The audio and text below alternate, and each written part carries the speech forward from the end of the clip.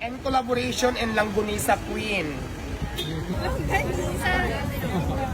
Langgunisa Diwata version. Hi guys! Samahan niyo ulit ako dito kay Diwata na may bago na namang malupit na pasabog na ang dati lang nakatira sa ilalim ng tulay ngayon milyonarya na at hanggang ngayon dinudumog pa rin dahil sa napakasulit na mga pagkain niya. Ito ang bagong pwesto ni Diwata na makikita niyo lang dito sa may JW Jokno Boulevard, Pasay City. At mapa hanggang ngayon nga makikita niyo na sobrang dinadagsa pa rin siya ng mga tao. At mind you guys, halo-halo yung mga taong kumakain dito. Mapa simple, sosyal o nakamotor man o magandang kotse, lahat yan pumipila para lang matry yung pagkain ni Diwata. Lalo na ngayon na may bago na naman siyang pasabog sa menu niya.